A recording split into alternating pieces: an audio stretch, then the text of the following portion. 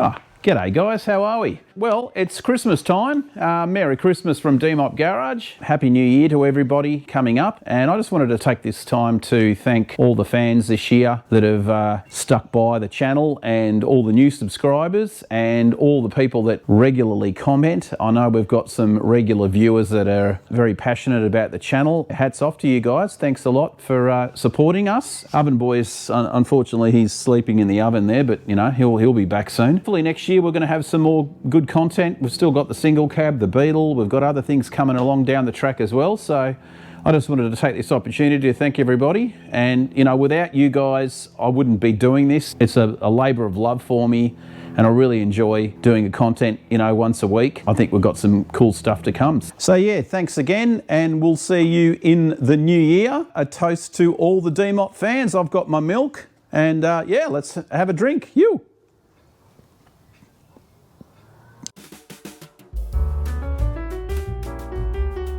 I think this is paint. See you guys later.